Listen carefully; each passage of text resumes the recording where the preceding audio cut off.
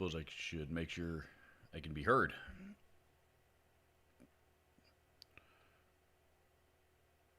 Turn that down a wee bit.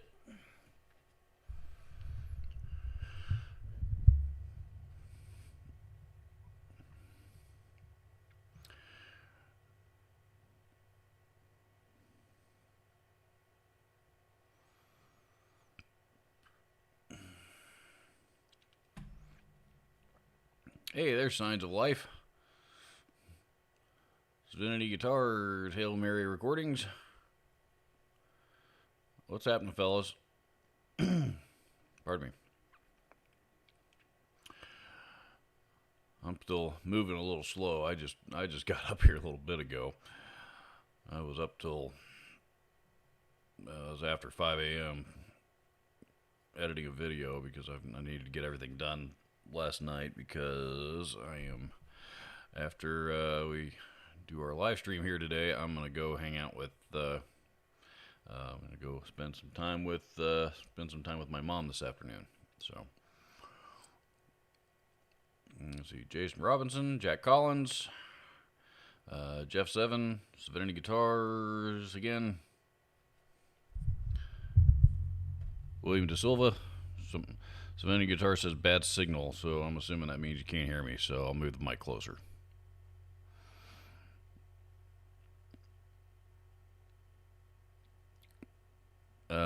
Jack Collins says, hope you're having a good day.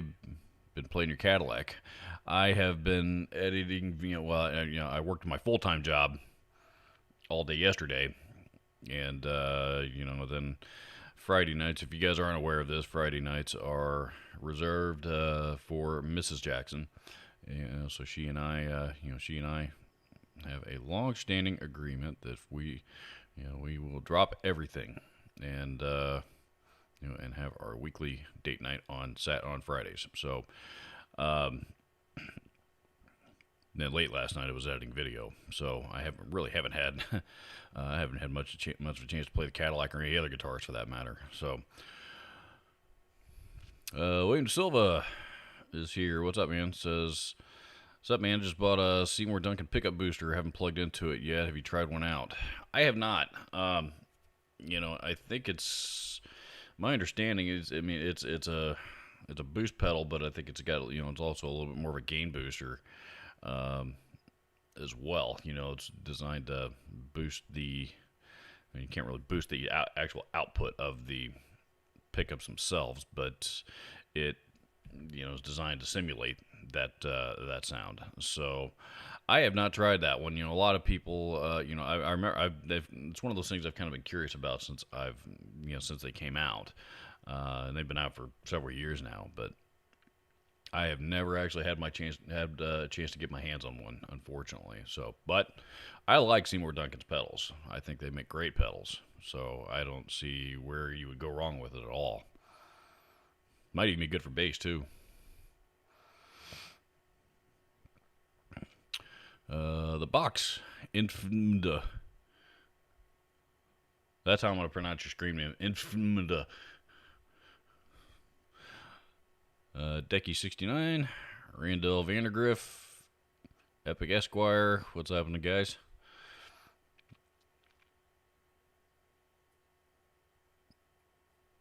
Randall Vandergriff says I got a pack of Gibson knobs for my custom 77. I was missing 2 knobs and it was dirty used. Nice. Nothing like 77 custom. I'm assuming talking Les Paul custom. So that would have been, should have been speed knobs, I would think, on that guitar, or barrel knobs, whatever you want to call them.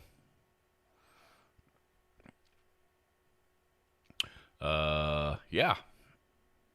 I've always wanted a Les Paul custom. That guitar has eluded me for 30 years. I don't know how long it's been now that I've wanted one. I have saved my money many times, and they've raised the price on the damn things 5 times since I started saving for them. That guitar was $29.99 when I first started saving for one of those. Now they're $46.99.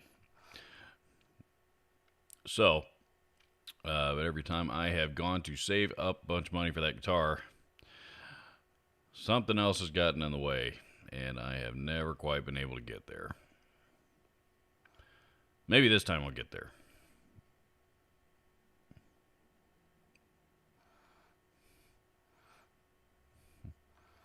$30 for a Duncan pickup booster. That ain't bad at all. I think those things like 130 new, aren't they? 100, 130, 129. Nothing wrong with that deal. Epic Esquire says, what would you say the quality control pecking order is for Fender? Mine's USA, Japan, Mexico. Yeah, exact same. Exact same. Fender, Japan, Mexico, although Japan and Fender, or I'm sorry, USA and Japan and Fenderland, most brands for that matter, Charvel, Jackson as well, have always been really, really close. The only reason, really, why the Japanese-made instruments are not as expensive as the American-made instruments is because they're not American-made instruments. That's really the only reason. The Japanese instruments are built just as well as the USA ones, and really always have been. So until you go, now going back into like the 1960s, and Fender wasn't building guitars in Japan in the 1960s, but some of the other the Japanese guitar brands of that era like Taisco and stuff like that, K guitars. Japan then was what China and India are now. Japan couldn't build a guitar worth of shit. They had to figure out how to do it. So then finally in the 70s they figured it out, and they figured it out pretty well. But yeah, Fender's quality pecking order. Your answer is the same as mine would be.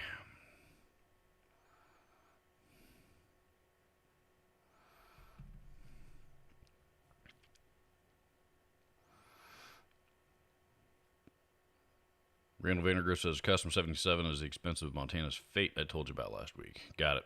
Okay. Let's see. Christopher Morrow, Famer 7, Topher T. What's up, fellas? How's everybody doing? Although, on the Fender question, I will say, though, that, there's absolutely nothing wrong with the Made in Mexico Fenders either. Those are pretty nice guitars.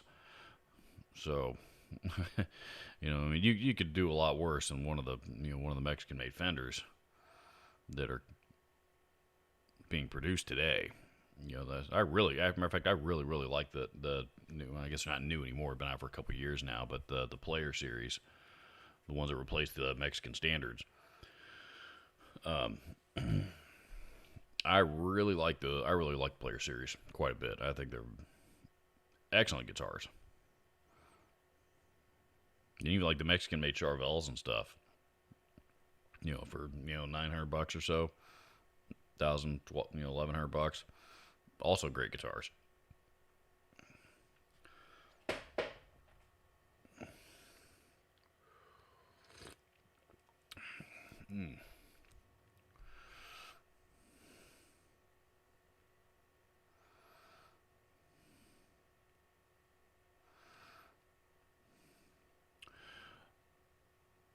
William Silva says his pickup Duncan pickup booster was in mint condition. Got a Duncan Pegasus pickups with it for $60 for the pickup booster. And did you get a set of Pegasus pickups or just one? I guess it doesn't matter which. Even if it was just one, that's still a hell of a deal. Nice score, dude. Nice score, especially if you like the Pegasus pickups.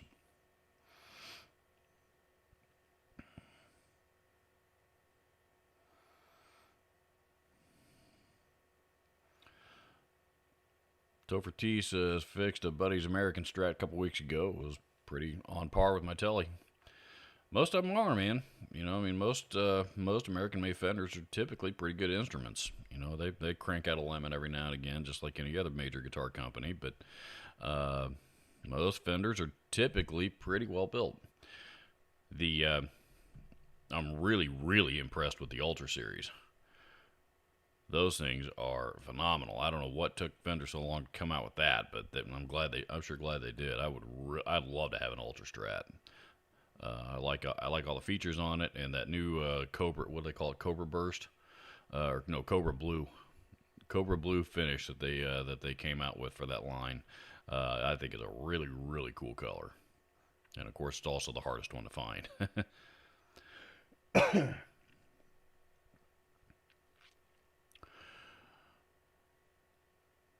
Decky69 says I have a mid-70s Aria Les Paul. It's pretty cool. Those Aria guitars from the 70s, man, especially if you got one of the Japanese ones. Those are killer guitars. Aria, that make fantastic guitars. I still love my Aria Pro 2 that I've had since, God, when did I get that thing? My parents bought me that guitar for my 14th birthday, so that would have been, what, 91? Yeah. And I still have it. I don't play it very often anymore, but I still really, really enjoy it, and that's one of the Korean ones. I found a used made in Japan model, and I can't remember which model it was now, but it was like $200 the other day, and a couple weeks ago, and I decided to pass on it because it wasn't quite what I was looking for, but it was a good deal, and part of me says maybe I should have bought it anyway, just because it was a good deal.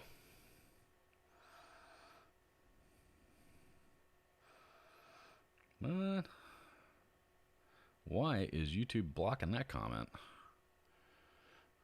Oh well, I unblocked it. I have my comments set to, if there's anything in it, if anybody leaves a comment that's like, if it's, like loaded with F-bombs and 4-letter words and stuff like that, it'll make me, both, on comment threads on videos and in the live stream, I've got it set to where I can go in and approve it, whether or not it's safe or not, and, or if I can, if I want to block it, which is real handy on live streams because a lot of times it'll filter out troll comments and I can boot those people immediately without them causing too much disruption in the live chat. But for whatever reason, it decided to filter out one of Decky 69's comments, which was anything but what I just described. So, but that's all right.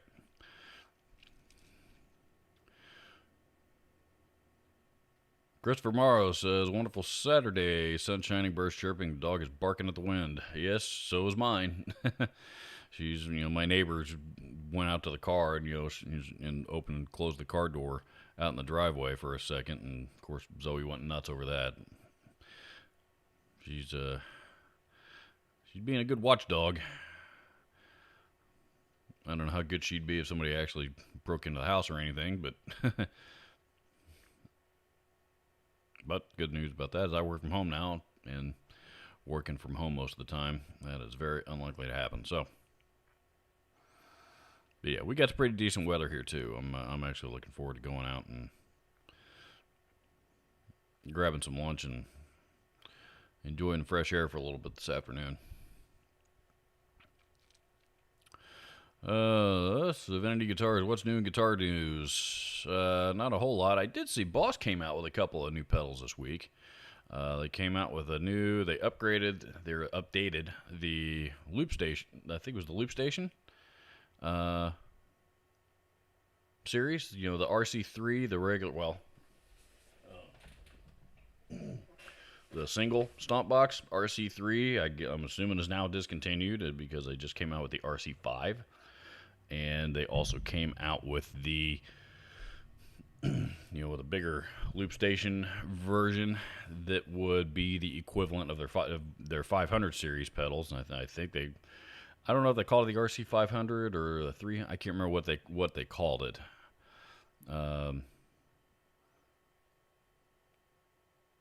Yeah, I guess it would be the RC 500. Yeah, so they, yeah, so, you know, I mean, I'm not much of a looper guy, but, you know, you guys know me. I get excited when I see new Boss products. They all, and a week or two ago, they also announced the OC5, the newest version of their octave pedal. That one actually does have my attention. So I really want. I would like to get my hands on one of those. I still need to get my hands on one of the synthesizers, the SY1s. You guys know me with Boss stuff, though, man. I am quite the Boss geek. Quite the Boss Stompbox geek. Sorry. I'm going to lean back here for a minute because I spent hours in this chair last night and I just don't feel like leaning forward in it.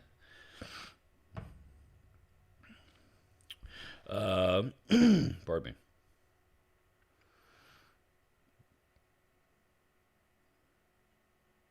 Dave Escobar is here. Dave from Colorado Springs.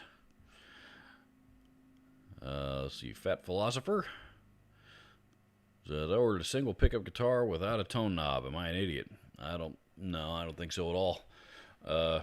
You know, that's the old Eddie Van Halen formula there. You know, I've got an '84 Kramer Focus that is, you know, one humbucker and a volume knob, and that's all it is, and that's all it needs to be. You know, if you flip over to the neck pickup, you obviously can't do that, but no, there's nothing wrong with a single humbucker guitar. So, you know, and a tone knob with a, you know, I don't remember the last time I played a guitar and rolled off the tone knob anyway. I usually run the tone knob all the way up all the time. Anyway, so, I mean, tone knobs are there for aesthetics for me.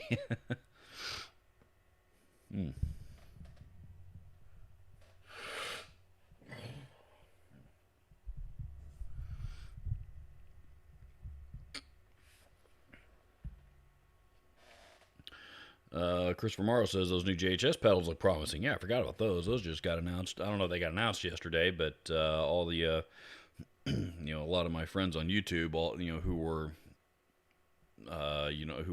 doing videos for their launch, there was a thread about that going on, and you know, between some of those guys.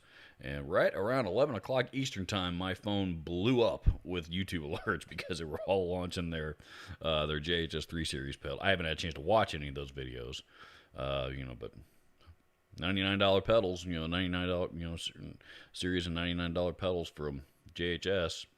I didn't see if they're made in the U.S. or if they're outsourcing them or what they're doing, but, you know, they... you know, looks like they're offering a little bit more than a standard, like a standard 3-knob delay or a standard 3-knob distortion or 3-knob overdrive. So, you know, it looks like they've got a little bit more to offer. You know, JHS being a boutique brand, $99 for a few of those pedals ain't bad at all. So I may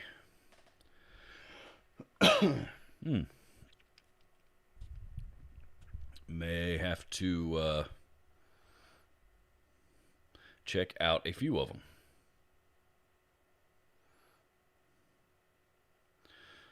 Let's see. Patrick Henderson says, what do you think of the G&L PTB tone circuit? I'm going to be honest with you. I mean, I'm familiar with G&L, but the PTB tone circuit this is the first I have ever heard of it. I'm not familiar with it at all. I'm assuming that... Come on, chair. Damn it.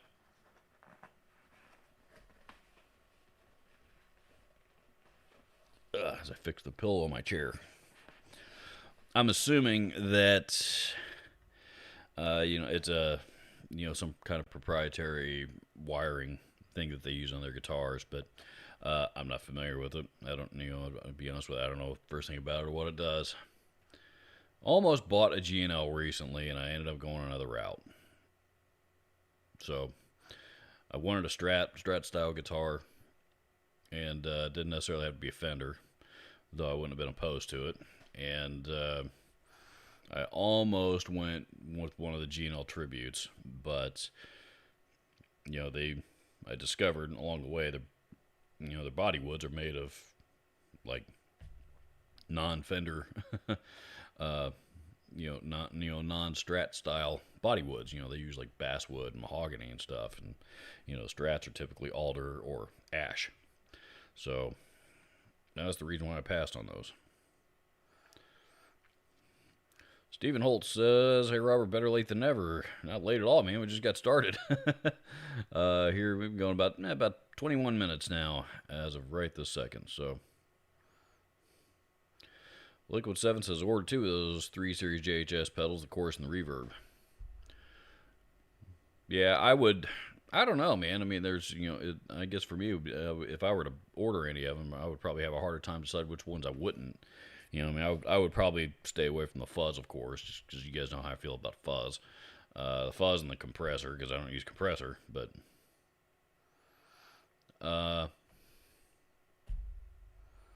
yeah. So, but yeah, the rest of them all look pretty promising. The chorus looked cool. The looks like it's even got a vibrato mode. The delay looks cool. The reverb looks cool. Distortion and overdrive both look cool.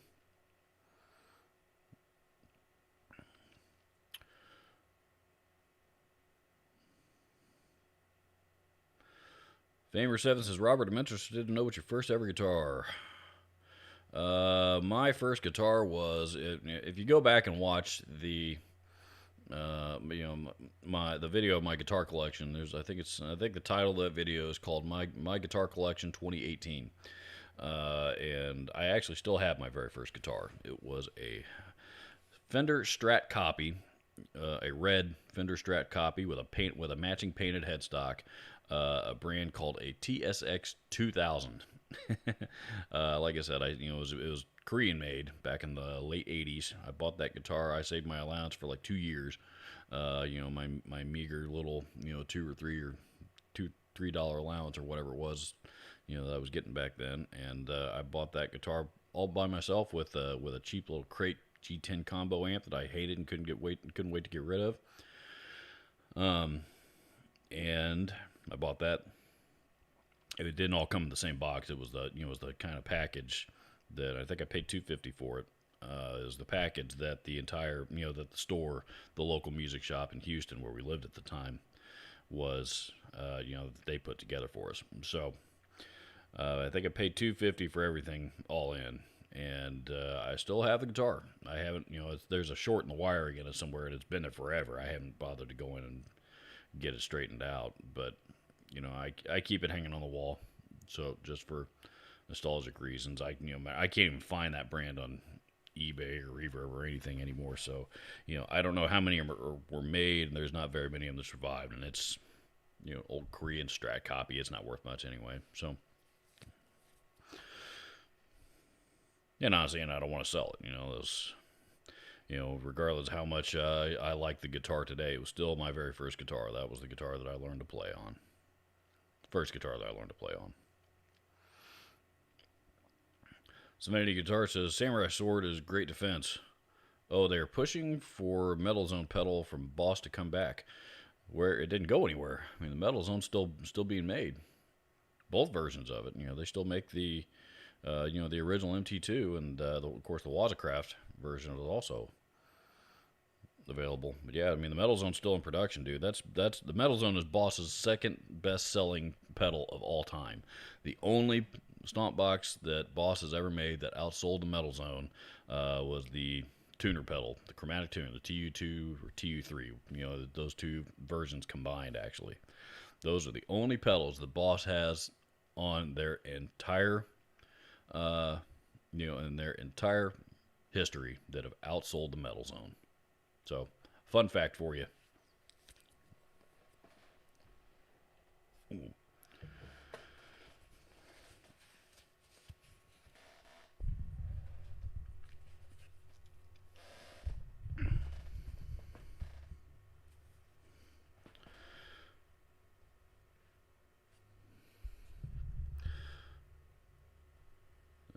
Topher I'm sorry, Fat Philosopher says T.A. Sahana. Oh, no, okay, you're talking amongst yourselves. Epic Esquire says, I'm digging the minimalist design of the new JHS pedals. Most JHS pedals are typically pretty minimalist in design anyway, though. They don't typically cram a whole bunch of stuff into their pedals. Usually, most of them really are 3 or 4 knobs.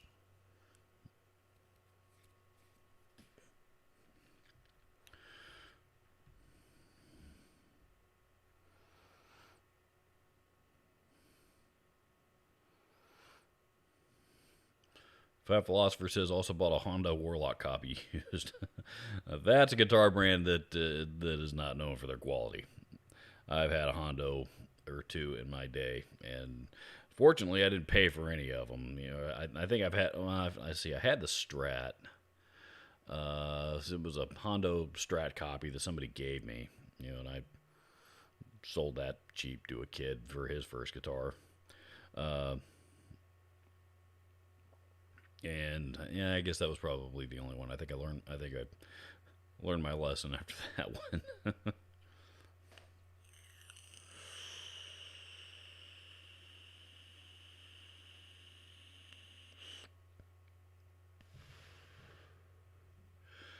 David Brockett says, so many guitar manufacturers make big claims as to how their guitars are handcrafted and so on, so why do they still shy away from making left-handed guitars? The very simple reason, because when, guitar companies have to, when they make left-handed instruments, they have to do it in runs. And, what I mean is, they schedule a time in the shop, say, from October 15th to the 31st.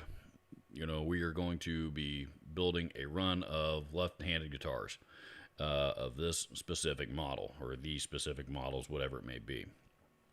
So usually what happens is on October 14th, sometime before the date, their date that they have scheduled to get started, they stop everything and they have to retool the entire shop. All of those machines have to be flipped over because they got to build everything in reverse from the way that they normally do it.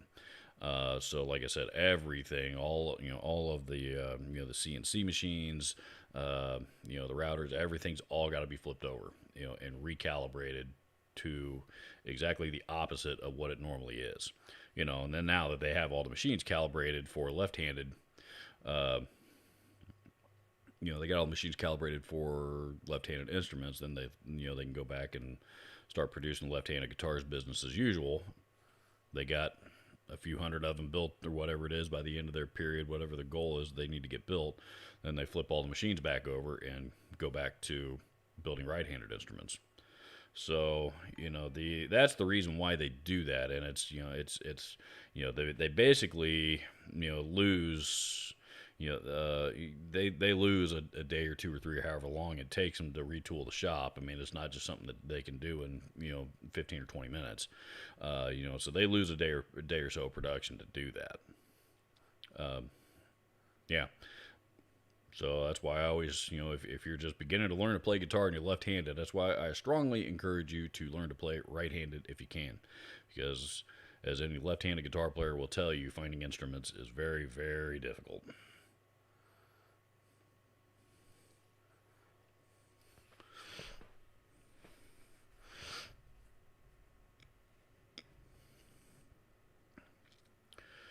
Oh, what do we got here? John McDonough down in the super chat. Welcome to you, sir. Thank you very much for support of the channel. Hope you're doing well.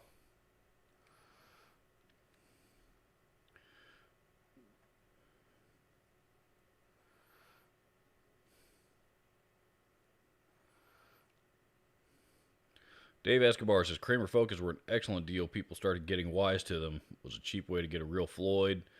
MIJ excellent necks. Yes, they were. They were made in Japan. You're right, and not only they were. Kramer had a lot of guitars that were made in Japan back then, but there's a few of them that were plywood bodies, and the Focus was not. That one was actually, I think it was Alder. It was actually a solid wood body, and Pardon me. Hold that thought.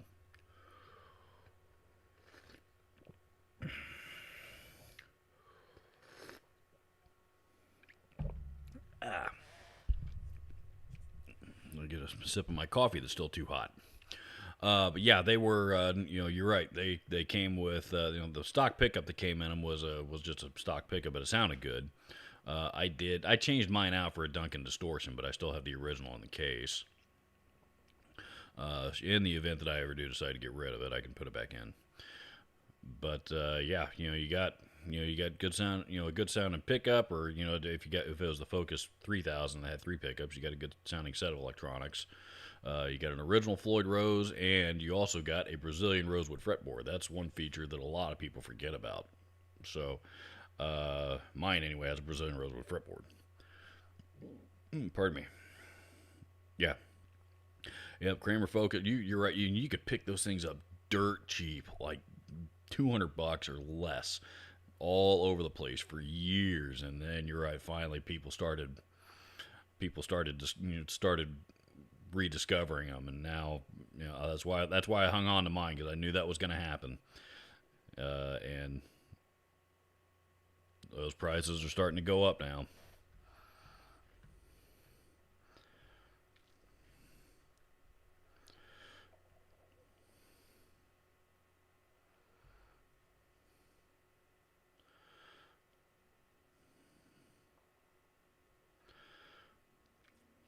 William Silva says I use my tone knob when wired to my Strat bridge, otherwise not that often.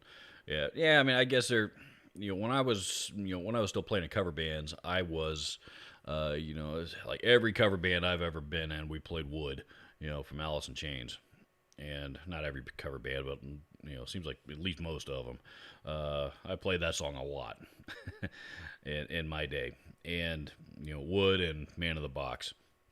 But Wood in particular, when they're playing in the verse, that is the one time that I can think of that I would knowingly, willingly, actively roll off the tone knob, to kind of clean up and darken up that particular chorus or verse tone, and then turn everything back up for the chorus, the way that Jerry Cantrell does. So, at least I think that's the way he does it.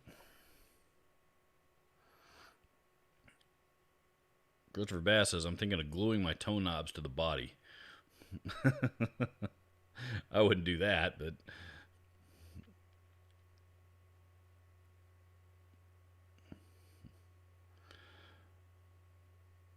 Fat Philosopher says, a lot of the smaller custom manufacturers do not shy away from lefties at all. 10S Sahana will make you a lefty with no upcharge at all. That is true.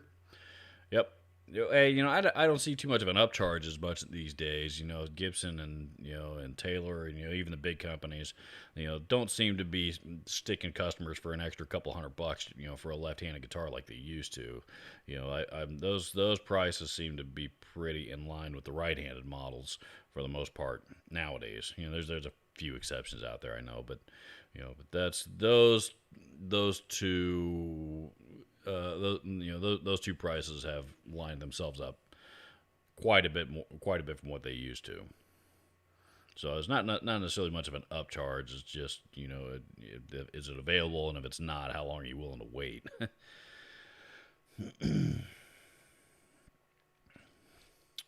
Epic Esquire says, thoughts on the new Fender HER signature Strat. I've seen the advertisements for it, and it looks pretty cool, but it looks like a Strat. It looks okay, but I haven't. I really haven't looked too much into it, and to see what all it's got on it. What. God, they're wanting like $1,200 or something like that for it. I think. I remember, is it? I don't remember. I saw the price tag for what it was, and it wasn't something I was ever going to be interested in, so I didn't look too much further than that. But if you're a Strat guy, it looked pretty cool.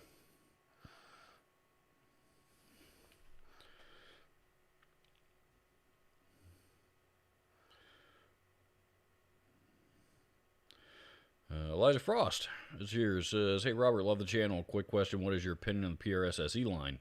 Thinking getting one for myself, but heard mixed messages. Thanks. The newer SEs are fantastic, man. Those guitars are a lot. Those are a lot closer to the core models than the older SEs used to be. You know, some of the older SE models I think are still around, but you know, I mean, now they're, you know, the SE, a lot of the SEs nowadays, I mean, you know, they're coming with quilt tops and carved tops, and you know, if you honestly, if you didn't notice the, you know, the SE logo on the headstock, I'm not sure there's not too much else there that you'd be able to tell it apart from one of the USA core models. No, you could do a lot worse. You could do a lot worse than one of the SEs. So, as anal retentive as Paul is about, you know, about cranking out top quality guitars, you know, you're likely not going to get a bad one. So,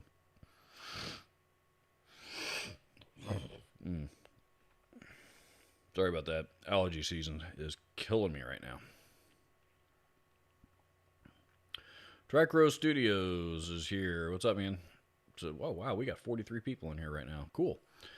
So, hey, Robert, hope all is well. What piece of gear do you regret selling? Or was the piece of gear that got away? I sold a PR 1660 Ibanez Rhodes. I have not been able to obtain it again 10 years later. Kevin, I don't sell gear very often, to be honest. I don't really regret selling. You know, the only thing, if of everything that I have sold, you know, really, I think the only thing that that I wish I had, you know, that I wish I still had, though at the time I was sick of it, and the price that I got for it, I couldn't complain either. But the only thing that I can think of that I sold off that I kind of wish I had back was my Crepe Blue Voodoo. That's really about it. So every other thing that has moved on. And I haven't sold that much. You know, there was a couple. I sold a. Matter of fact, speaking of SEs, you know, PRS SEs, I had a couple of those that I sold off along with you know, another Epiphone Les Paul that I had. To I think that was all I got. All I had. No, and a couple of Seagull acoustics. I sold all those off several years back to help fund my honeymoon. And that was probably, arguably one of the, at that time anyway, it was the best vacation that I had ever been on. And, you know, we had a great time, and I have no regrets about, you know, giving up a few guitars to pay for that trip at all. So, that was well worth it to me. And, you know, and all the guitars that I sold, I mean, I wasn't overly in love with any of them anyway. So they were, you know, nothing wrong with any of them. They're all great guitars. They just weren't any of my favorites. So, and I knew I wasn't going to miss them. That's really all I can think of that I've gotten rid of. So, you know, there's been a few amps here and there. You know, had, you know, but my B52. I had a couple of B52 heads that I liked. And you know, I had an AT100 and the ATX100 that replaced it later on. I liked both of those, but now, you know, 100 watt high gain heads like that, I don't know what I would do with. I've got one. No, I'm sorry, I've got two. And with the, I forgot about the PV that I just bought recently. So I mean, I've got a couple of them, and they don't really get used as often as I would like for them to. So I mean, I don't know what I would do with 3 or 4 or 5 more. So. No, I don't. I've been fortunate. I have not had to sell. I've never had to sell anything, and you know, the stuff that I have sold, really don't have too much regrets, except for the Blue Voodoo. So, and I'm actually thinking about buying. You know, they're harder to find now than they were then, but you know, it'll be a matter of time before one pops up in front of me again. So. And in the meantime, they'll give me time to pay off my GC card. Show enough Madrigal says, I have a PRS SE Custom 24. It's a good guitar. They are good guitars. Fat Philosopher says, PRS are okay, but those wimpy birds are just not metal enough for me. Okay. Well, get a Paul Allender. It's got bats on it instead of birds.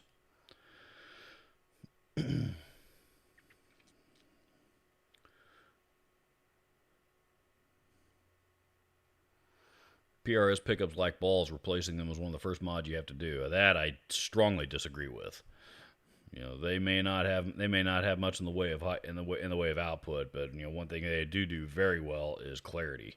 And a lot of most PRS players, they are more into the tone of the guitar rather than the tone of the pickups.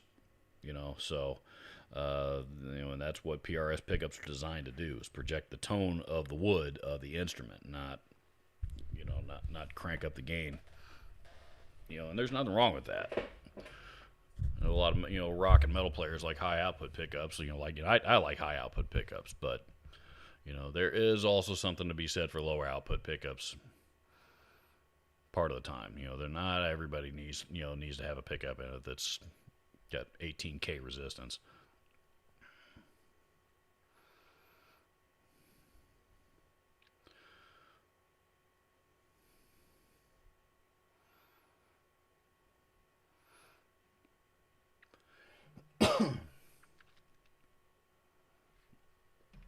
Oh,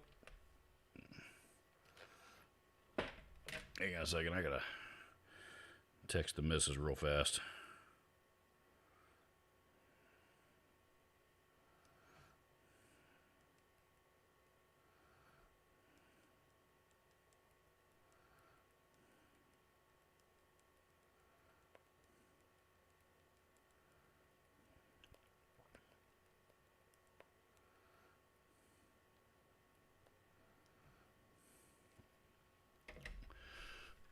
Alrighty.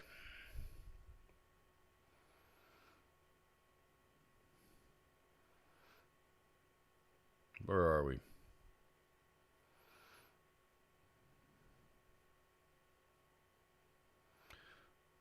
Christopher Bass says PRS are as bad as anyone, act like the pickups are custom shop masterpieces. But it's dirt cheap to make pickups yourself. Suppose there might be some truth to that, though. I don't know, man. Hand wound pickups are pretty labor intensive. That's you don't crank out several hundred of those a day on a production line. And a lot of PRS's pickups are hand wound. So like the drag, I think the Dragon pickups that they make. There's a reason why those things are like $600 a set.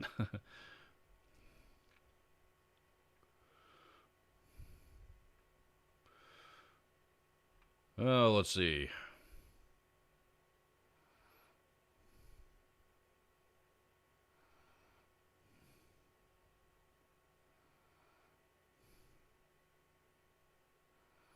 You guys are still talking amongst yourselves.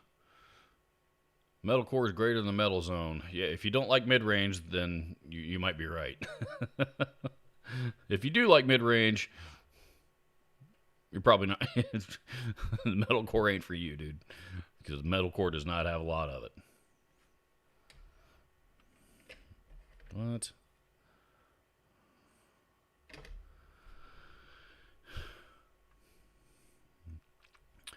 Alrighty. There's.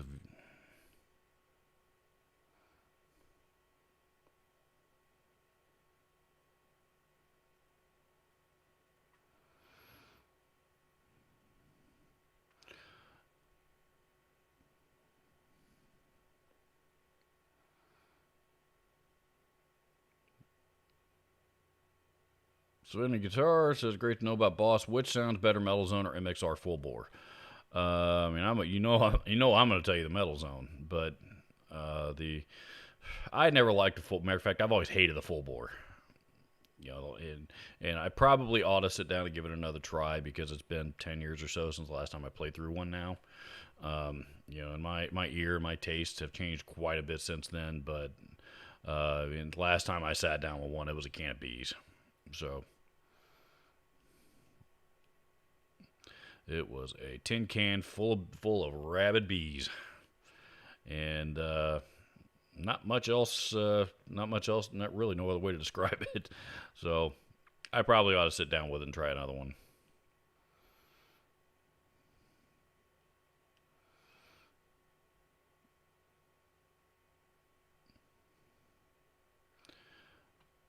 Hayden Hartley says, "Do you like Rob Scalin?" Yes, I love Rob Scalin actually.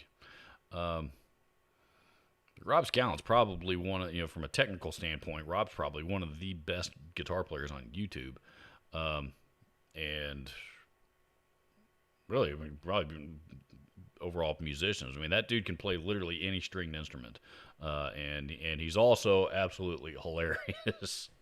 So, one of the funniest things that I ever saw him do is I don't see him. He used to collaborate with with Fluff and Jared Nides and those guys quite a bit. But I think he he was if I understand this right, I think he was living in Seattle with those guys, not with them, but the same city as those guys for a while, and he recently moved back to Chicago.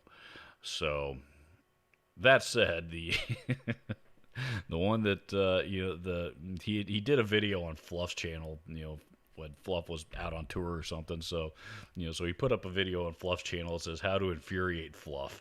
That was one of the funniest goddamn things I'd ever seen, ever. So, I mean, like it's one of those, like, I've gone back and watched it, several times since it was like 2 years ago now. So, yeah, no, I like Rob Scallon. I think he's fantastic. One of the first guitar YouTubers also to get to 1 million subscribers too.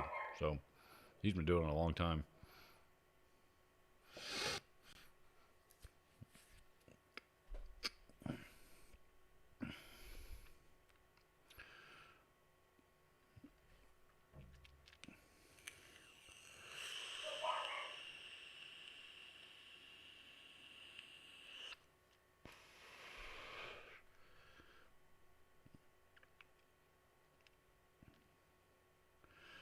James Severin's here. What's up, dude?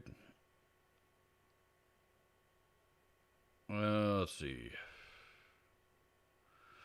Topher T says, I'm a convert. Began lefty, learned to play righty. Smart man.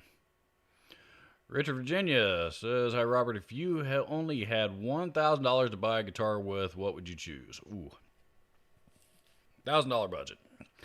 If you're talking new, I would probably go Schecter.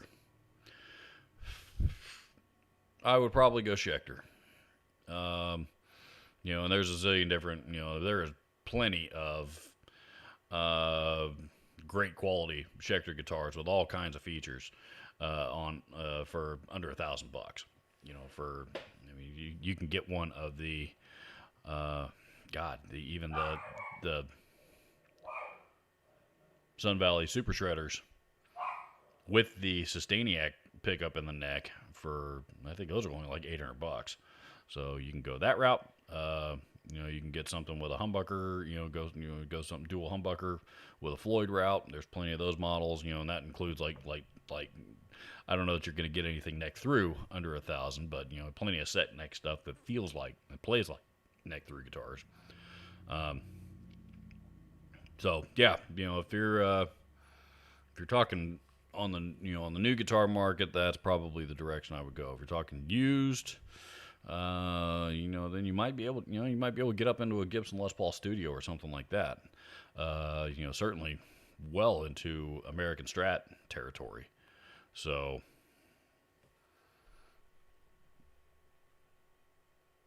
just depending on what style of, what style of guitar you're looking for, what kind of features you're after. Yeah, there's a zillion different options out there. So, off the top of my head, if you handed me $1,000, said, here, go buy yourself a guitar with it, and don't buy anything else, I would probably be buying a Schecter.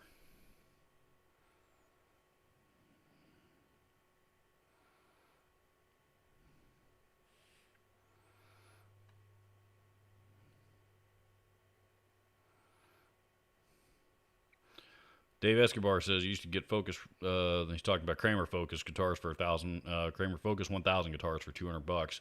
Now prices have gone up. Yes, they have. What are those things selling for nowadays? Let's have a look-see, shall we? Let's take a look at Fleabay.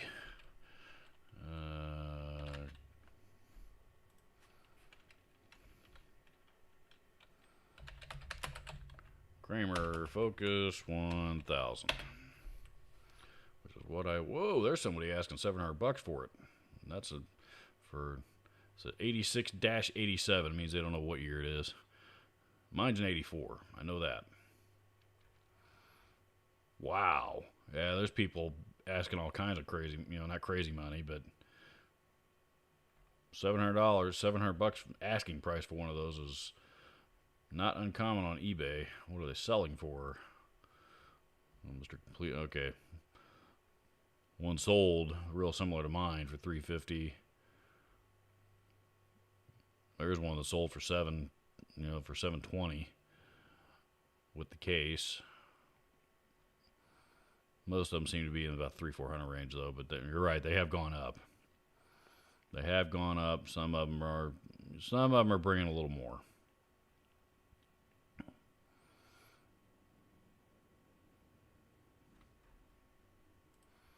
Interesting. Good to know. Well, maybe after a few more of those get bought up, and mine will continue to climb in value.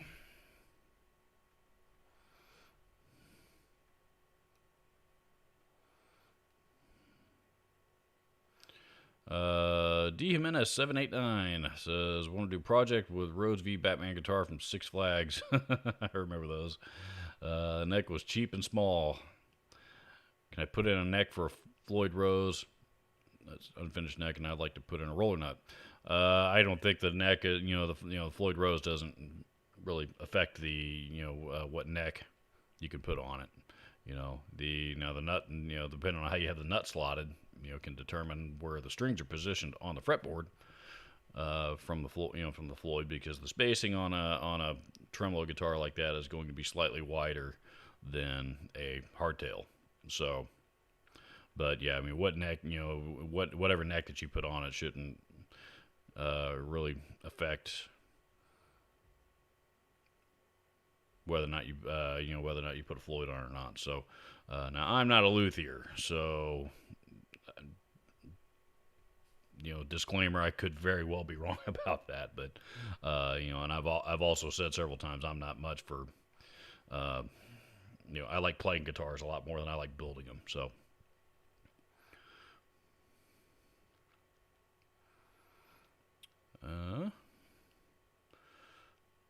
Mikey Gabbard says, anyone mess with a Ranger Effects mini bar? I don't even know what that is.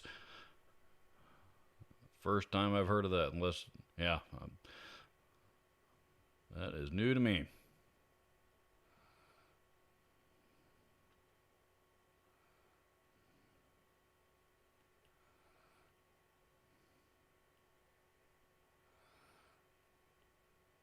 Topher T says, tone off middle position when you play Sunshine of Your Love. I always played that song in the bridge pickup. But now that I think about it, now that I'm recalling the original recording of that song in my head, you're right. They played it on the, Clapton played it in the middle position, didn't he? Probably the only song I can think of that somebody played a song in the middle position of a dual humbucker guitar. Dual humbucker Gibson, anyway. I'm sure there's others, but that's the only rock song I can think of that comes to mind.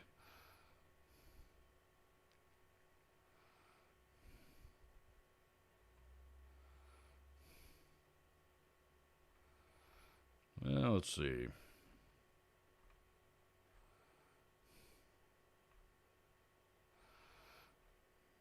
And YouTube did its classic jumpy all the way down to the bottom-y thing on me right as I was reading comments.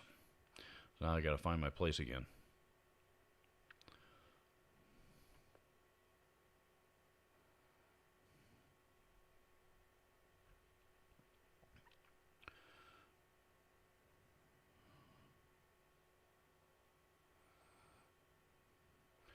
Play delay places. I have to have a tone knob. I'm kicking around how to make an internal tone control for my Keith Merrow 6 Mark II. I usually run my tone around 6 on my guitars. Interesting. That I have no idea.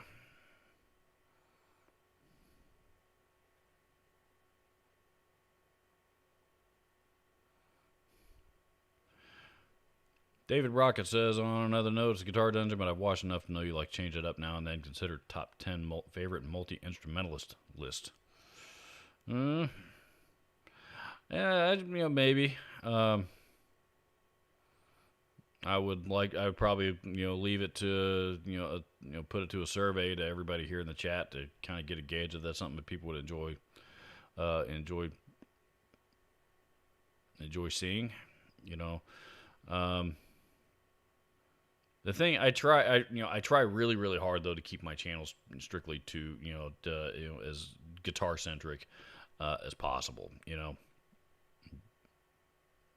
because I don't want to venture off from that too much and abandon some of my current audience that come here to see guitar content. So and I put up a top 10 list. I put up a top 10 list every now and again. Like the worst of lists are those are designed strictly to piss people off. Whether I believe anything that I put in those lists or not. Those are strictly for fun for me. And a lot of other people seem to enjoy it as well. The best of the greatest ever lists are those are more for those are fun for me too, but those are for everybody. So and even those still manage to piss a few people off. So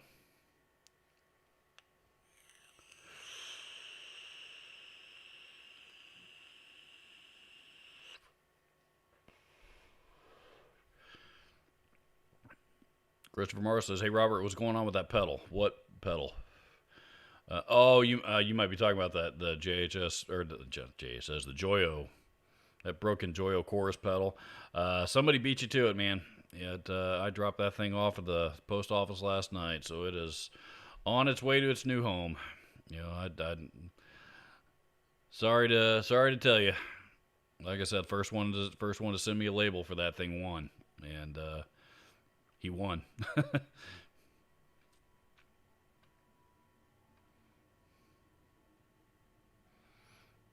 Waleed's here. What's up, Waleed? Everybody say hi to Waleed from France. And go subscribe to Waleed's channel, god damn it. You know why you should subscribe to Waleed's channel? Because he says hello everybody, and he is able to type everybody with an S on the end with two S's stacked on top of each other. And my stupid American keyboard can't do that. So go subscribe to Waleed's channel because he can type in ways that I can't. And also because he's a cool guy.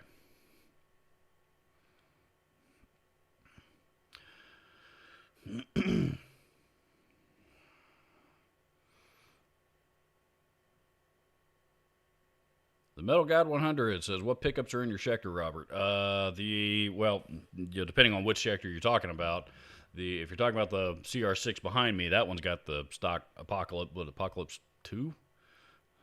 What do they call those things? I think it's one of the USA Schecter Apocalypse. I think they're Apocalypse. Schecter USA pickups. Recent years Schecter kind of started making their own pickups in the U.S. Their own American and import versions, but those have the USA pickups in them. I like them. I like them quite a bit. They've got them. That guitar comes with them both wired for coil splitting rather.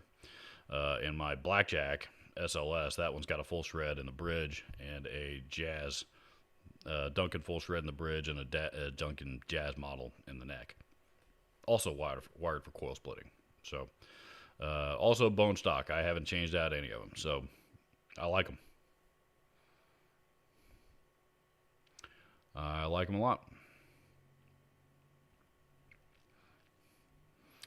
Are you a fan of Keith Merrow? Yeah. I mean, of course. Nothing. I thought Keith Merrow was one of those guys everybody likes. Yeah.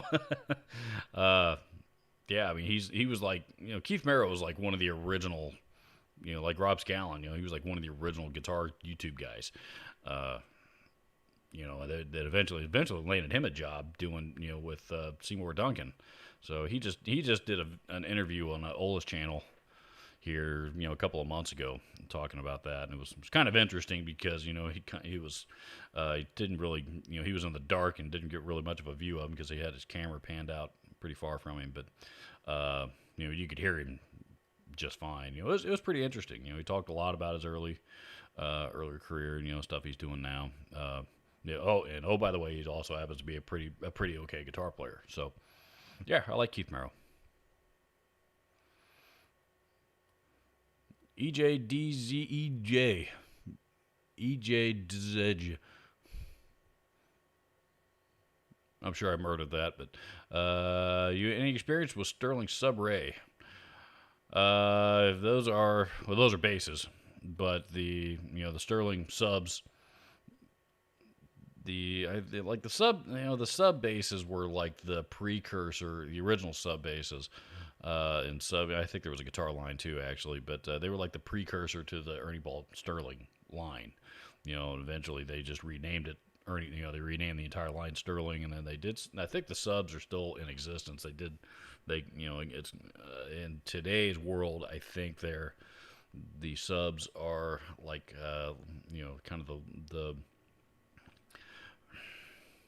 I want to call them lower end, but I don't want to call them lower end because they're the more inexpensive. They are on the more inexpensive end of the spectrum of the Sterling line, but they're still fine instruments. I don't want to. They're inexpensive, but they're not cheap. Ernie Ball They don't seem to make bad instruments, regardless of which brand they're putting on them. So.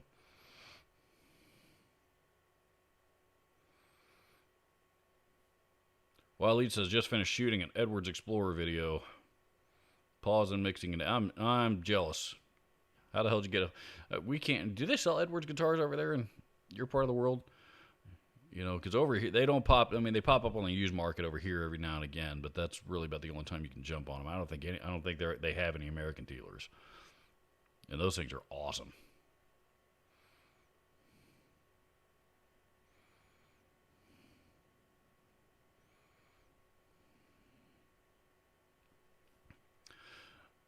Dave Escobar says, I sold an Ibanez Proline Rhodes V and a Charvel Model 4 that I regretted selling. Also regretted selling a JCM 800 combo. I don't sell anything anymore. I try to hang on to as much as I can too. The truth is, right now, I am very seriously considering selling off some pedals just so that I can, so that I've got some more room for them. Oh, lost my light. Hold that thought. Got a lot of holding thoughts today.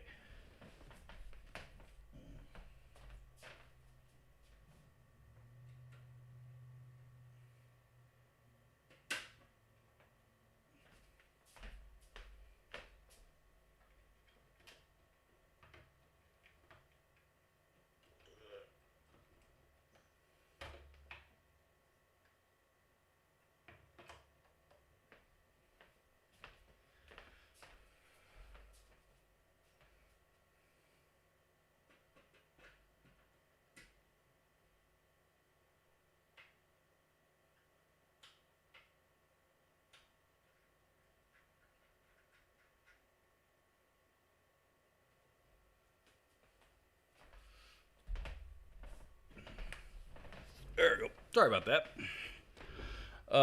So, as I was saying, I am considering selling off some pedals, just to make room because I've got a feeling that there's going to be a few more that make their way here, and you guys saw my for those of you that saw my video, my pedal collection this week. Obviously, there's some that I play a lot more than others. There's quite a few that I don't use much. So, I am thinking about moving along a few of those, and I'm also thinking about getting rid of a couple of my Panama guitars. Or not guitars, but the Panama Guitars is the brand. But I'm thinking about getting rid of a couple of my Panama amp heads. So, I haven't decided yet, and I don't need to decide tomorrow, but I am kicking it around just to make room for more stuff. So, I don't need to sell any of them, but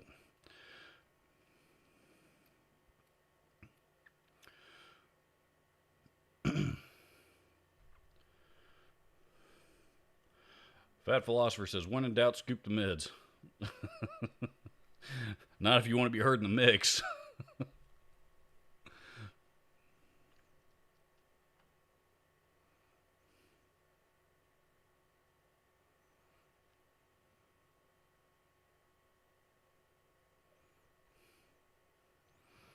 Epic Esquire says, "Are you going to be ordering the Doc Martens Black Sabbath tribute boots?" No, I will not be ordering any Doc Martens.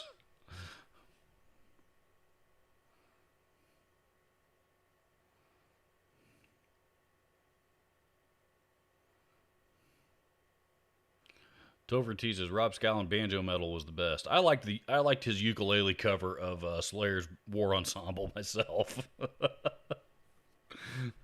He played War Ensemble front to back, including the solo, on a ukulele and didn't miss a single note.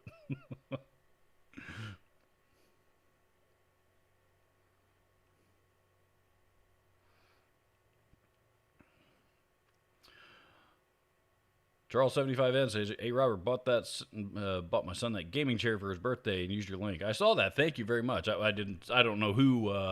I didn't know who. It doesn't tell me who uses. Who buys those things, but it does tell me when somebody uses the link and makes a purchase with those things. And I did see that. So thank you very much. I appreciate that. It's a good chair, man. I've been happy with it, and I'm still. I spend a lot of time sitting on this thing. They're for better part of the last 6 months, up until just a few weeks ago, when I bought another chair for my work computer room. I was picking this thing up and taking it back and forth from one room to the other. So I was spending 8, 10, 12 hours a day sitting on this thing for a while, and it's still holding up just fine.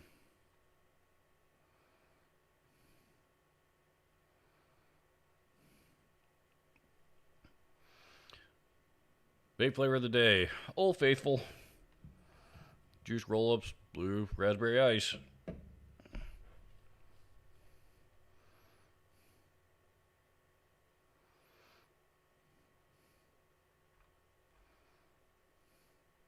Dover T says, "Get him, Zoe." She decided to chill out, and she is now in my loft. I've got a couch over here in front of my TV. Over off to that side. She's over there curled up, snoozing now. So whatever it was that she saw was apparently handled.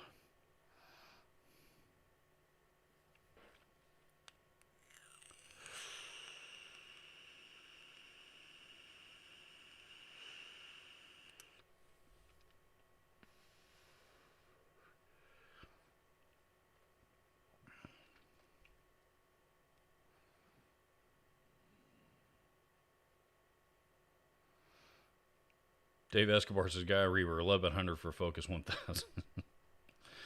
I don't know what it is with reverb, man. People list sell their people list their shit on reverb and price it like it's gold just because it's theirs. And it's next to impossible to find a good deal on anything on reverb. I don't know why people think that their stuff is worth more than people are willing to pay for it. I don't even look on there anymore. I denounced my relationship with Reverb a while back anyway, but I have no use for it. And it seems like it's only gotten worse. Customer service there has only gotten worse since they got bought out by Etsy.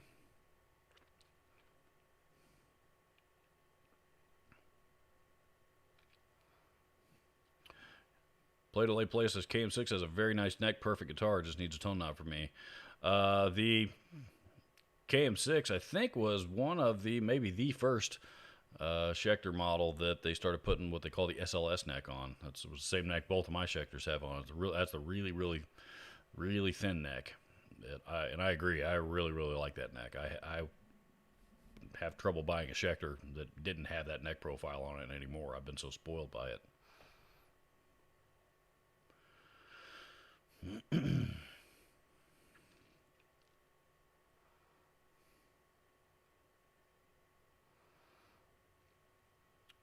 Serenity Guitar says, "A lot of people mention full bores too much. Super Badass is a good pedal in 78. Yep, I agree. I don't necessarily think it's too much. If you're talking about gain, I don't think it has any more gain than the Metal Zone does, or any other metal distortion pedal for that matter. I think that I mean, I tend to turn the gain down a lot more than I used to these days. Because one, I just, I don't need it anymore because, with practice comes a little bit more, clarity and articulation in my playing, and I don't need to hide. I don't have to hide as many mistakes behind a ton of gain like I used to. And also, I've come to, as I mentioned earlier, my ears changed, and that much gain is to me is a little bit on the muddy side these days. So, I tend to, super bad. I don't have a super badass distortion, but I probably ought to.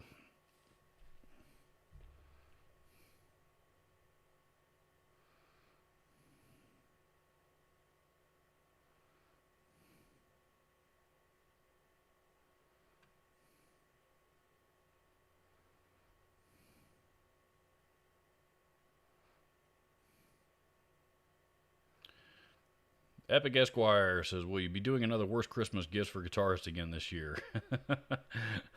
I hope to be honest, because that was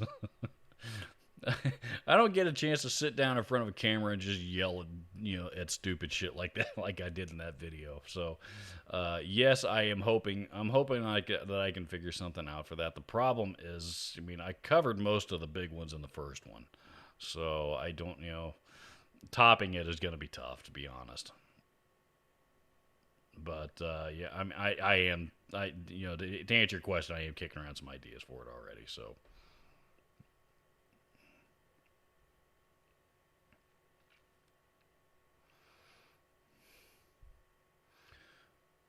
Kobe says, Robert, is there a genre of music you listen to that might surprise people who watch the channel often? Yeah, actually, you guys probably don't know. I actually really, really like new age music.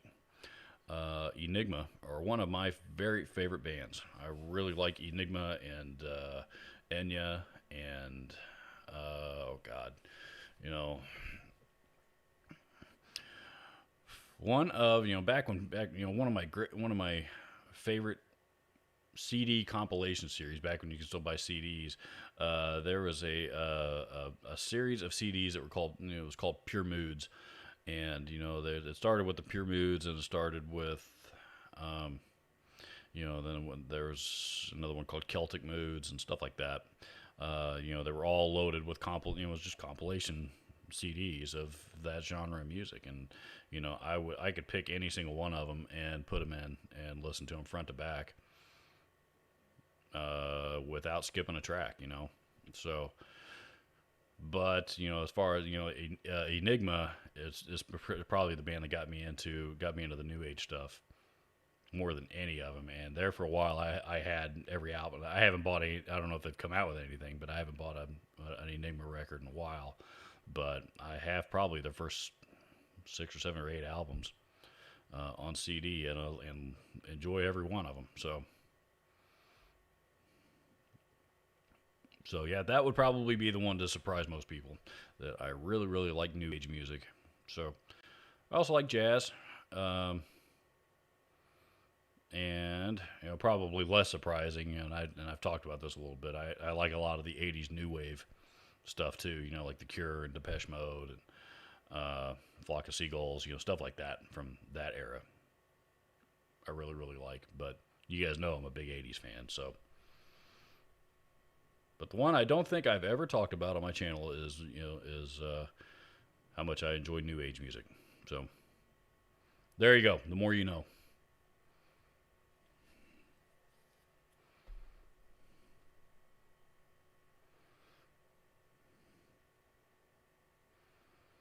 Don B says, "Hi Robert, maybe you've answered this before, but can I hook up my pedal board to both my amps effects loops at the same time?" Yes. If you're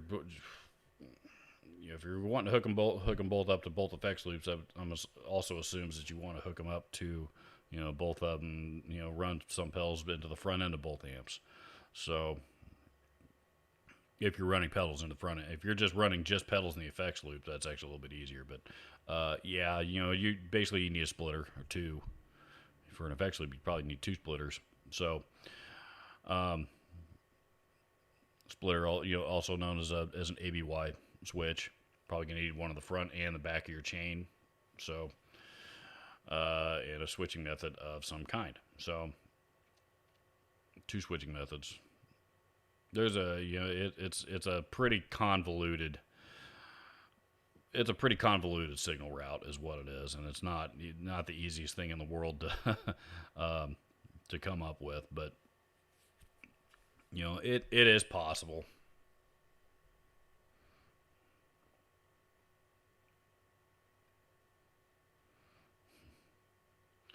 Fat Philosopher says, "Good night. Come visit Japan someday. I will. I hope to visit Japan one of these days. That's I don't know when. Have to be maybe boss will invite me over to their offices for one day for to shoot a video or something. And if they foot the bill, because that's not a real cheap flight from here in Indiana, but that'd be cool."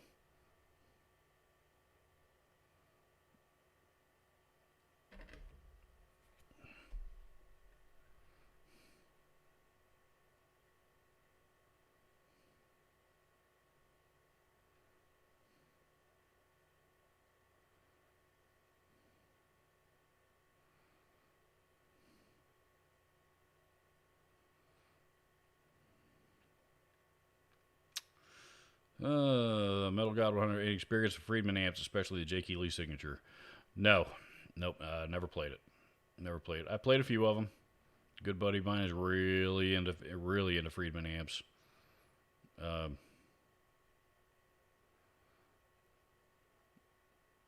They sound nothing wrong with them. They sound great. And, they've Dave Friedman's effects loop circuit is pretty revolutionary, to be honest. To the point that Brian Wampler got his permission to use it in the Wampler Bravado amps that he was building. So, the Bravados will still be made, to my knowledge. So, Friedman amps are great, but I have not played the J.K. Lee. So.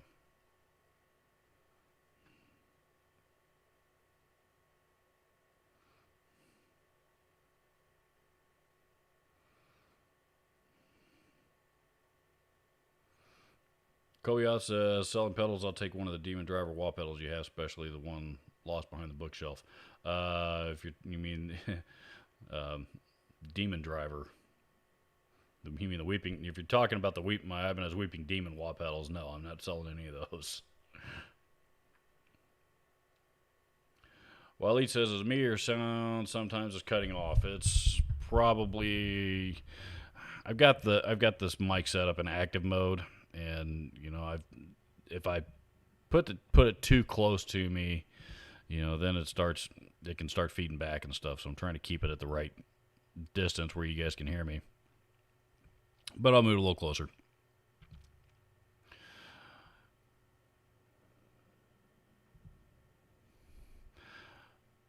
Been about a year since I stopped looking at reverb. Yep, same with me. Probably a year, maybe a little more than that now.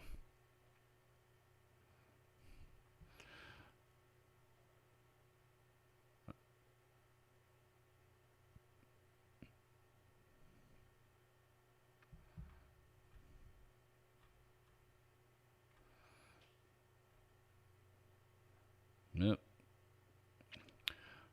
Lost my place again. Where are we?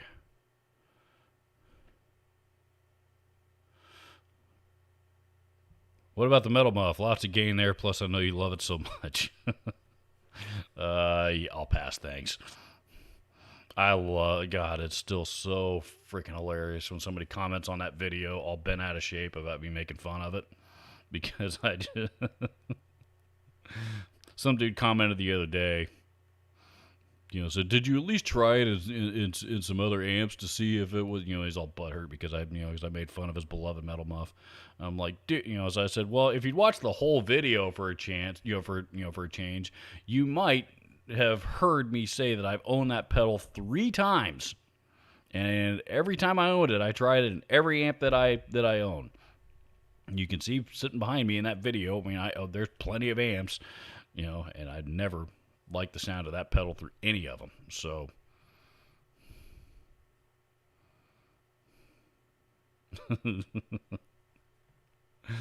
oh man, people kill me.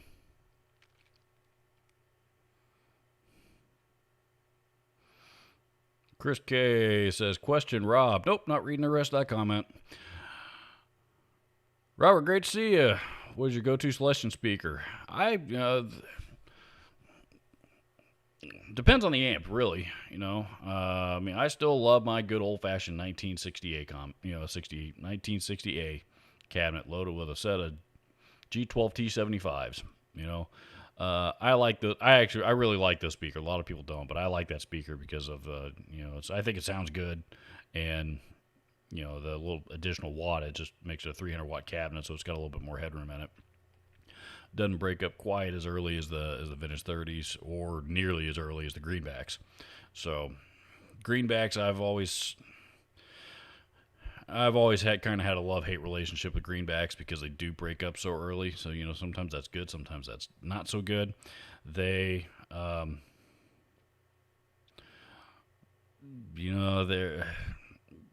nobody's been able.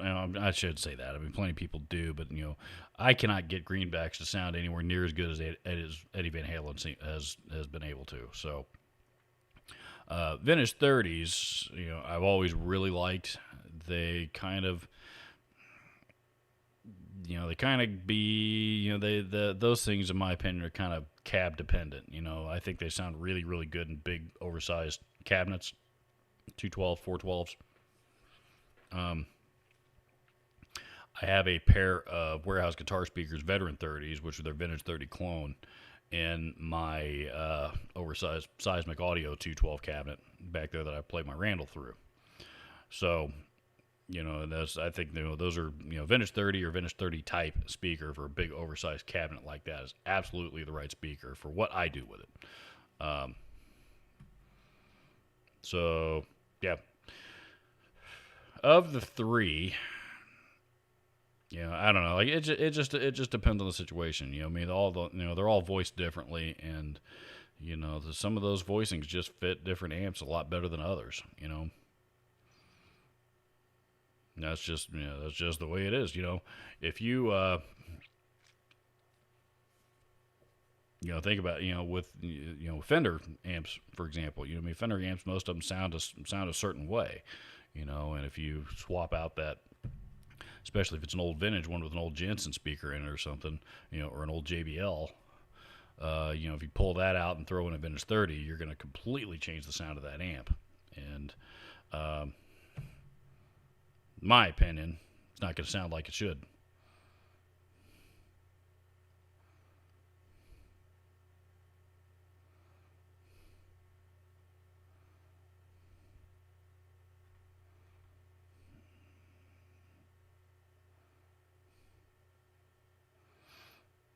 Matt Maruzek says, "Did you plug in your Banshee? I wanted one of those for a while. Never used a talk box." I thought you were referred to a Schecter Banshee, which I don't own one of those. You're talking about the Rocktron Banshee, the Banshee 2 talk box. No, still haven't plugged that thing in. Believe me, I've had that thing for so long now. I can't believe I've never plugged it in. I don't know why.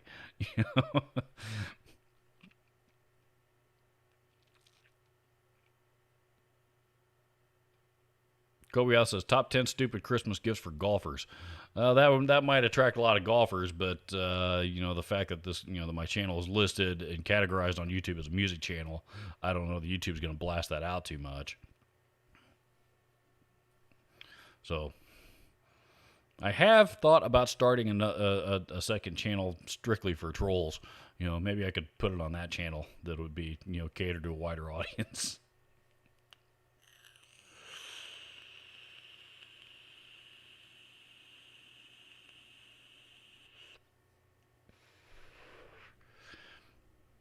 Mike Jones says, found a golf bag on the side of the road once, had $60 stuffed on the side and $1 bills. Sounds like somebody who cost his team, his team their scramble and got drunk and sounds like they tossed him out of the car on the way home.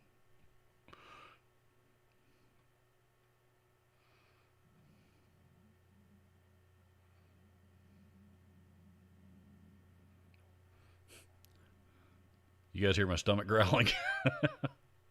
Good thing I'm going out to have lunch with my mom here soon. So I heard you were into popping and locking, electric boogaloo. Uh, I'm not sure what you're referring to there.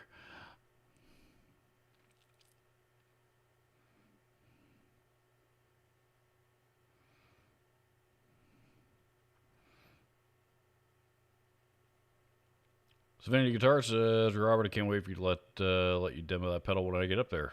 Yeah, man, look forward to it.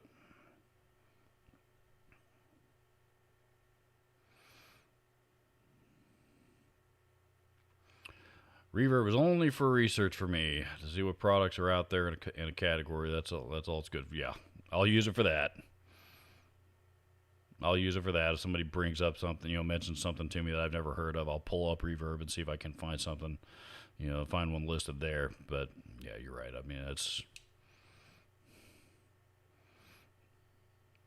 I had to cave and sell my the Vester guitar that I sold a few months ago.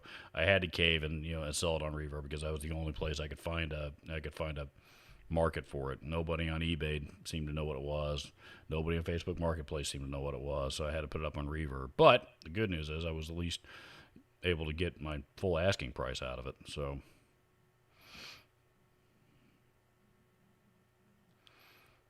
Allen Aviation says, "Hey Robert, why do you think P90s never caught on with metal players? Tony Iommi leading the way. It seems like they would. Maybe his custom pickups were not characteristic of typical P90s. To my knowledge, I mean, I thought Tony Iommi, always used humbuckers for the most part. But I mean, the reason why a lot of metal players don't like P90s is because they hum. They're at the end of the day, it's still a single coil guitar pickup. I like them. I like P90s, even though I don't have any guitars that have P90s in them. But I happen to like P90s. But when you're a lot of metal players that play with the gain cranked all the way up, they're really really noisy. And noise gate will fix some of it, but they're just guitar players, metal players especially. They want bigger, fatter, heavier. And why would a lot of those players go get P90s when they can get a set of EFGs or something that's gonna do what they want times 10. So metal guitar players are the easiest people in the world to sell a guitar to, man. If it's got active EMGs in it, they'll buy it.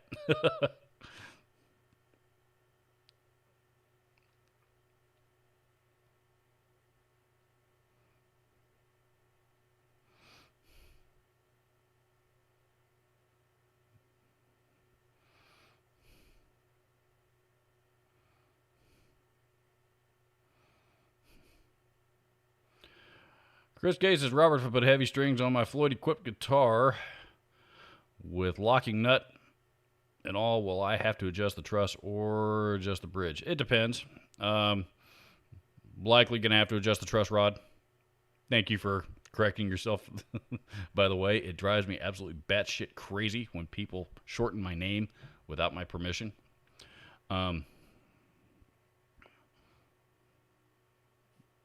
I know I'm a little anal about that, but I don't care. That's personal. There's personal reasons behind that, and I'm not bending on it. So, but to answer your question, especially if you're going with heavier strings of what's on it, you're going to find out that when you put heavier strings on your Floyd or locking tremolo guitar, whatever it is, when you put heavier strings on it, if you don't make any adjustments anywhere, you just change the strings. The first thing that's going to happen is that bridge is going to fly right up in the air. Because those heavier strings are putting a lot more tension on it. So, you need to adjust the springs on the backside of the claw. and tighten those up and get a little bit more tension on those. And then you're most likely going to need to tighten the truss rod as well, because the same thing is going to be happening on the other end of the guitar. And, heavier strings equal more tension, so it's going to pull the headstock closer, and, and that's going to cause the neck to bow. So, yeah, you're probably going to need to straighten out the neck, and probably going to need to straighten out the neck with the truss rod, tighten it up. I don't know how much, I don't know what you have on it, and I don't know how heavy your strings you're talking about going to, but yeah, you're going to need to adjust both. So, when you're talking about making adjustments on a Floyd Rose, the best advice that I can give anybody is, quarter turn, half a turn on nuts and bolts and anything at a time, low and slow. So, before you go making, cranking, tightening something down all the way on one end, don't do that. You want to tighten everything very, very gradually together. So,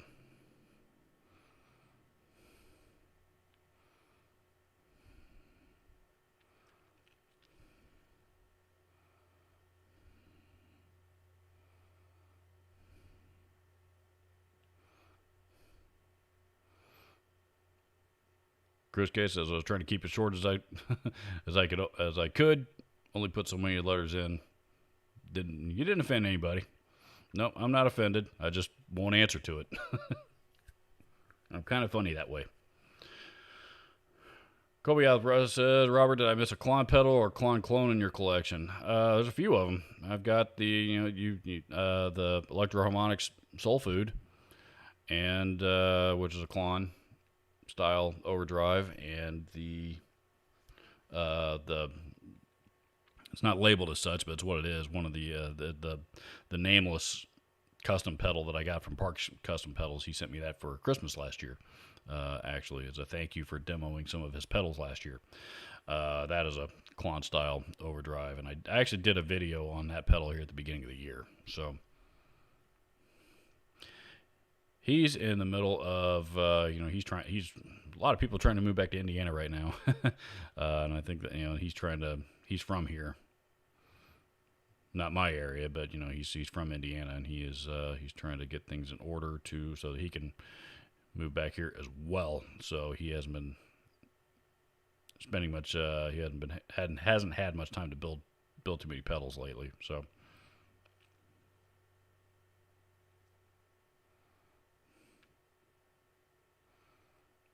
Matt Maruzik says, a serious question. Do you think it would be insane to put 8 strings on a 3/4, 3/4, I'm assuming like 3/4 size guitar neck? Insane, no, but that's what that is a really, I don't know, I can't recall what the actual scale length is on that. But lighter gauge strings on a really, really short scale length like that are going to feel like rubber bands. They're just, you generally want to put something a little bit heavier on a short scale guitar like that. So, if it's I don't know, man. It depends on who it's for. If it's for a child, a small child, experiment. They're if you're afraid of going with heavier strings on a 3/4 size guitar because you want to make it easier for them to play on or learn to play on, 10s on a 3 like 10 like 9s or even 10s really are going to feel on a 3/4 size guitar like 8s feel to us on a 25.5 inch scale guitar. So experiment with them though. I mean, it's just like that's that's very much a personal preference thing. So experiment with it and see what works best. But you want to make sure that you got strings on it that are going to be able to provide enough tension so that it stays in tune properly.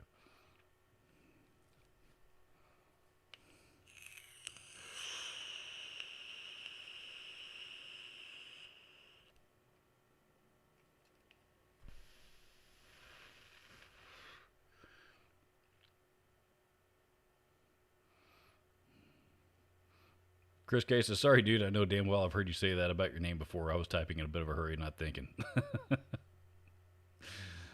No, no big deal, dude. Like I said, no offense taken. No harm done. Nothing personal either. So I would, uh, I would, I would do that to my own mother, my own wife, and they know it. So,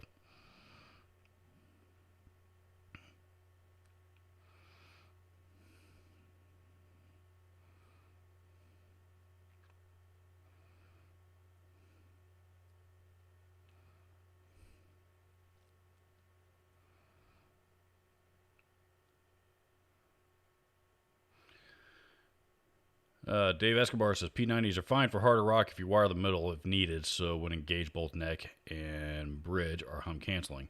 That is true. It's a good go-to, or a good solution to cancel the hum if you need to, for if you're in the middle of a breakdown or in between songs in a live set or something like that. Noise suppressor will stop some of it too, but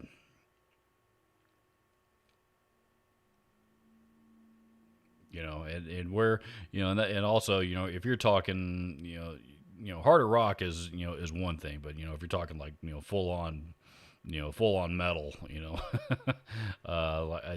most of those most of that type of player, and there are exceptions, you know I would not be afraid to play a metal show with a P90 guitar at all.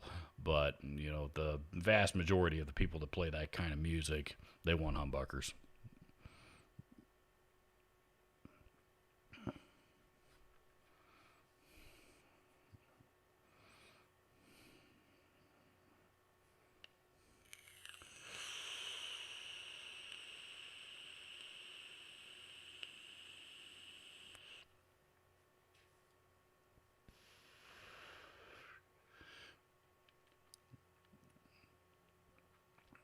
Chris Case is looking at 12s, and the trim I think is called the Zero. They put it on all their mid-range guitars like that back in around '08. And yeah, dude, offending people is hella scary in 2020. Yep, that it is. But uh, yeah, yeah, it's 2020, all right. But yeah, now the Zero trim, I actually like the Zero trim. Yeah, so I think that's the one that's on my Zyphos actually. Now that I think about it, so I think I was got the Edge Zero on it, and it took me a while to figure out how to because it seems to be a little more springy, as Tony Ramsey would say, than a Floyd Rose, but it's once I figured it out and I learned the nuances of it, I like it. I like that one quite a bit. Matter of fact, I need to tomorrow while I'm watching football. I think I'm going to pull that one. It needs to be set up again. So I think I'm going to pull that one off the wall and tweak it some so I can use it in a video or two here. Again, same with my Schecter Blackjack. I haven't been able to use that one either lately because it needs a setup. Robert, would you consider a guitar with a 0th fret? I don't even know what that is, to be honest. I don't know what a zeroth fret is. So I guess not. Going to get some lunch. I'm not far behind you. I've got about another 6 or 7 minutes left here before I need to jump up and go. And you guys are probably sick of hearing my stomach growl in the microphone anyway.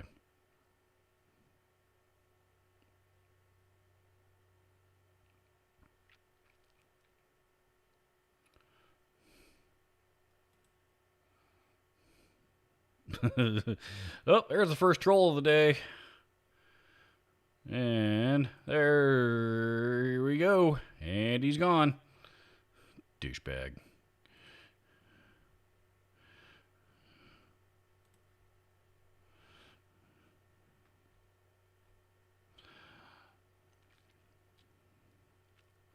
Zeroth fret is one in place of a compensated nut.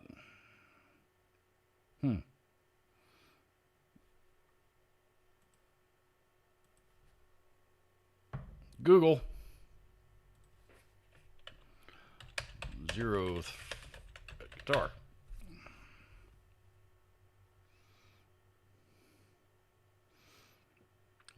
Enter 0th fret guitar on Google, and a bunch of Strandbergs pop up.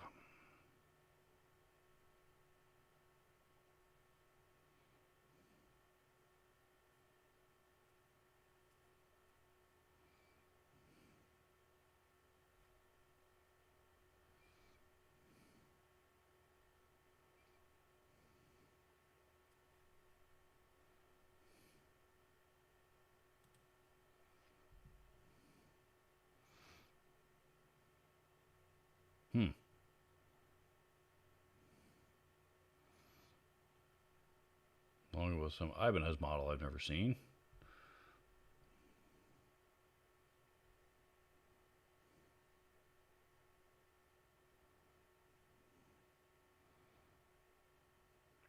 Oh, I see. It's got the lock. Well, a lot of them anyway. Yeah, I see what you're saying. It actually has a fret there, and then it's got like a nut of some kind pushing the strings down behind it. Yeah, that wouldn't scare me. I've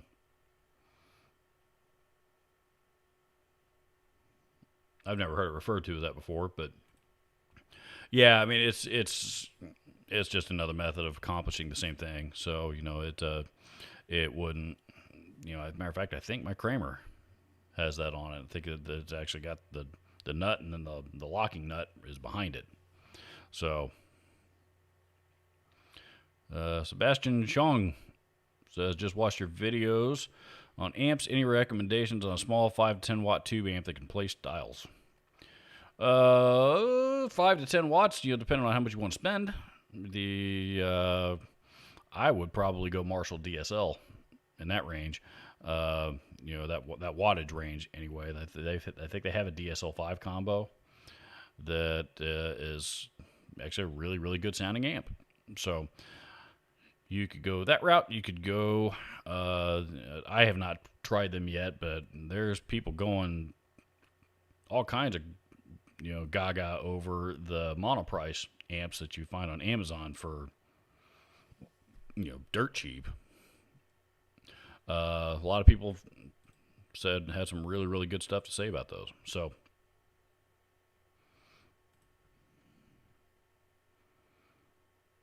yeah, that'd probably be where I would start. But there's all kinds of other options out there, and if you're, I don't know if you're set to 5 to 10 watts or if there's a certain volume level that you're trying to keep things down to. But, a lot of amps, even higher wattage amps like the Marshall DSL, and again, the DSLs, I like the DSLs because they're versatile and they sound killer. But the DSLs, like the 20 watt, even the 40 watt, both of those have wattage selectors on them that you can switch them down, way down to, the 20, I think will switch down to 1 watt or something crazy. So I mean, you can tone them down quite a bit and still get the full tonal range of the amplifier, even on something that's a little bit higher wattage. So don't limit yourself to something that is labeled specifically 5 watts or 10 watts.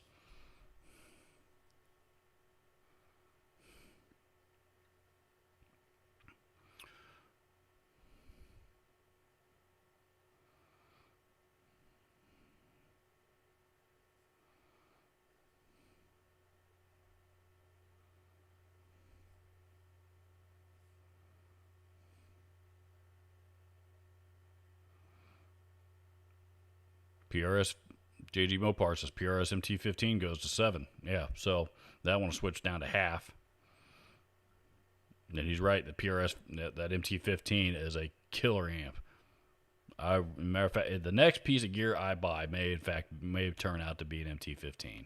I haven't decided yet, but I don't know. There's my gear wish list is pretty long, but when you're as much of a gear fanatic as I am, and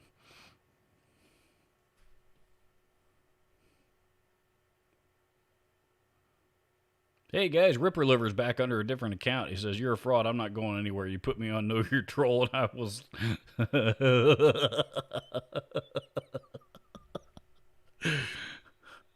butt hurt.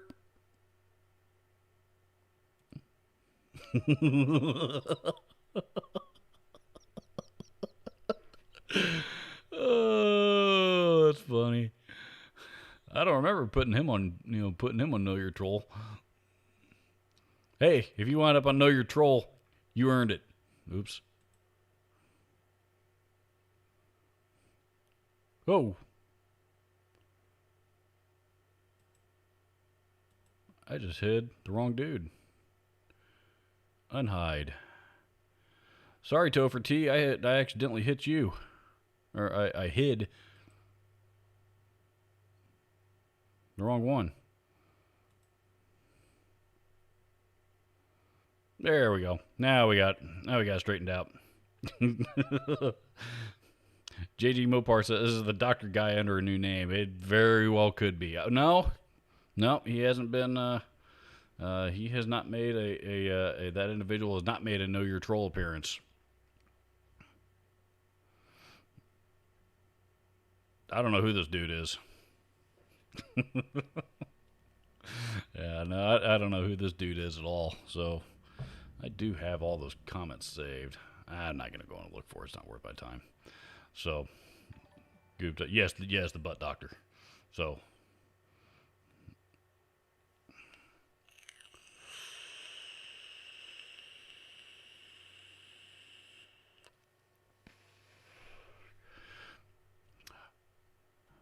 all right, fellas, I got to split.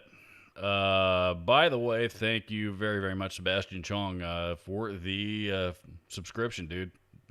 Thank you very much. That just came through. Welcome to the family, dude. Kobe, when is the next Know Your Troll? Patience, young Padawan.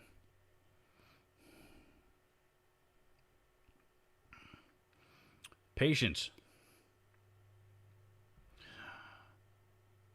All right, guys, I'm out. I'm going to go.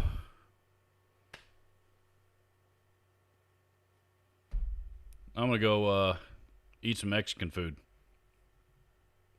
And then I'm going to go take my mother shopping for some stuff that she needs. So, all right, guys, have a great weekend. New videos up tomorrow morning. Infamous in the super chat there last minute. Thanks, dude. Thank you very, very much. I appreciate it. I apologize. I don't know how to pronounce your screen name, so I'm going infamous until it changes. So, yeah, thanks again, dude, for the super chat. Very, very, very much appreciated. All the support that we get, that I get on this channel is very, very much appreciated. So that is what allows me to keep this thing going. So yeah, tomorrow morning, new video up. Everybody watch lots of football, and everybody else should go eat some Mexican food too. I'm out.